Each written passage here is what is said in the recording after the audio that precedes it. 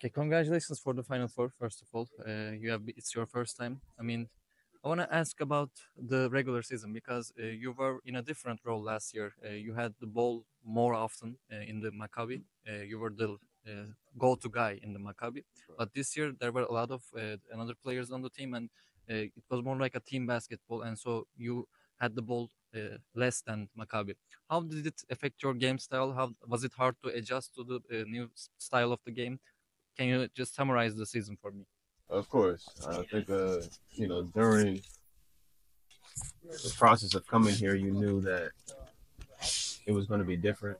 Maccabi, I was a top three scorer in the league both years, top statistically and everything, an all EuroLeague a player. But coming here to Fenerbahçe, knew that there was a little bit of sacrifice that would have to go with playing for a team like this, and playing for a coach like this. I did my research on everything and making my decision to come here, uh, knowing that the minutes were going to be less, the role was going to be different.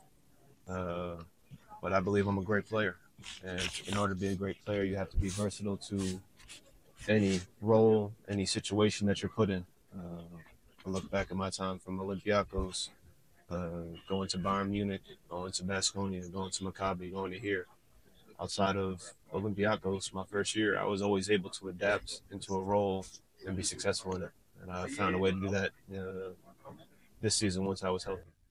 You have a really high self confidence, and you make that presence present in the court too. And at the beginning of the season, we had a chat with you, and you said that your goals for this season are too high individually and team wise too. But there were some injuries, bad luck in the regular season for you. How was it for you to make the season, make the goals higher, but the injuries keeping you lower? How hard was it for you? It's extremely hard to go to another hamstring, especially the emotional toll that it had on me in our playoff series versus Panathinaikos, a year that I felt that I was ready to make the next step of being a Final Four level team, Final Four level player. For it to be shut down with hamstring and then continue it uh, into this season, it hurts.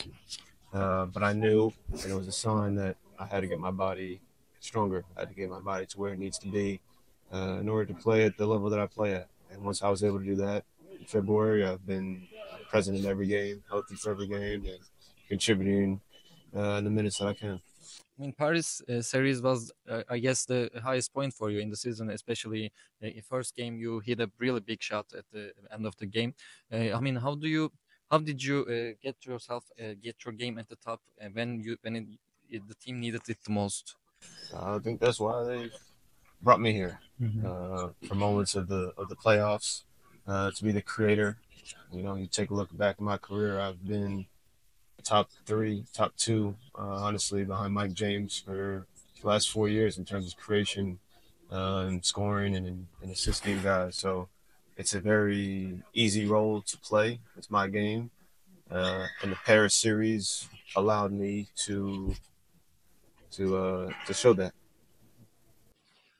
Obviously, if we are interviewing with you, we are gonna ask this question because last year you had a trash talk with Kendrick Nunn in Panathinaikos series, and you didn't have a chance to face up against him, and I think that's the most heartbreaking part for you to not even have a chance because of injuries.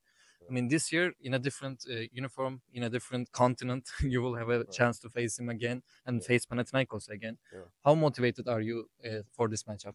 May 23rd. It's been marked on my calendar really since the last Final Four. Um, and I'm happy that it's Panathinaikos. This is a game that I've waited for since last year. So I can't wait till May 23rd. I mean, uh, Marco, I interviewed with Marco before you, and he said to me that the team chemistry is great right now, but it was not easy to build that chemistry throughout the season. Right. How do you view that process? Did you have any hard time to adapting to the locker room or the city or the team? Was it hard for you to adjust, or how was that process? Locker room, no. City, yes. And basketball style, yes, was a hard adjustment in the beginning. But as time goes on, it's like most teams. We brought in how many 6, 7, 8 new guys this year. Mhm. To find a rhythm with that new guys is very tough. And normally those teams, and I've been a part of it, you find your rhythm around January, and we started playing really well in January. For this team, that's when guys start to get to understand each other. You lose some games together. You get beat by 40 or 30 one week against a good team, and you find out who you really are, what type of team you have. And since then, it's been in the upward trajectory.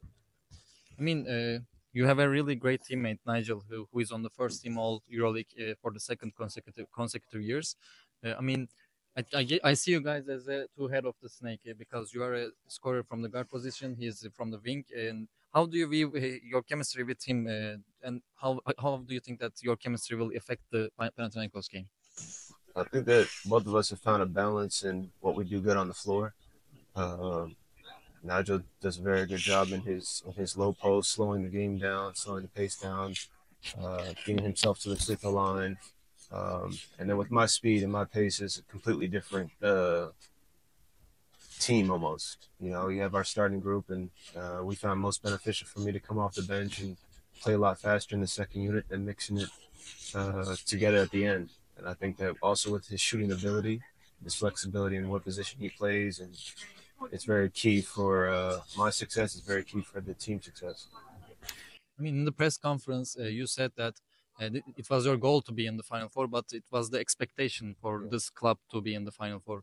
This was your first full season with Fener, and you are into the Final Four in the first of your career. So, do you think that your bonds with the club are getting stronger day by day, and how do you see the future?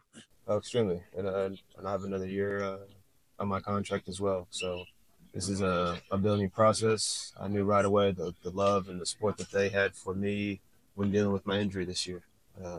They were extremely patient with me, which you can't find sometimes in Europe. You hear stories all the time about players coming back too soon, forcing guys to try to play.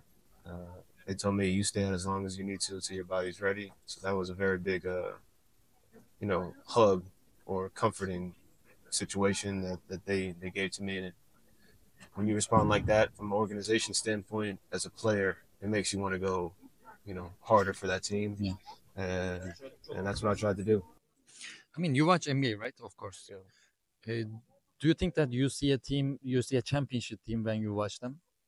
You can tell a team is going to be a champion. Um, in the NBA, it's tough for me just because I don't see the full 82 games. I kind of just see the highlights and then occasional playoffs.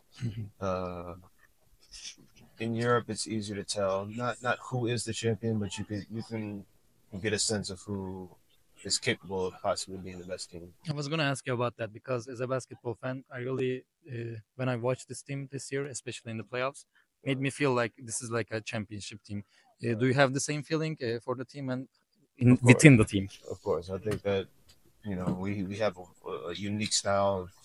We have Devin Hall, we have Marco Guderic starting, Bonzi Colson starting, Nigel starting, Kem Birch starting. And then in the second unit, you have an all EuroLeague guard and myself coming out the bench. At a lead scorer in Eric McCollum, a 50% three-point shooter in Tarek Baberovic, who's on the verge of possibly entering the NBA and having that caliber level of game. You have Nico Melli, who's a veteran. It's almost like you have two different teams that you got to play against and scout against. So we hold this very high on ourselves, and of course it affects the masses in terms of what does your stat line look like, and everyone's numbers are a little bit this way, but our team is having good success in it, and we've embraced that this is the identity of the Fenerbahçe team that we have, and we enjoy hitting teams in different waves with that. Okay, thank you so much. That was all. Can't wait for the May 23rd and wish you good luck. Thank you, man.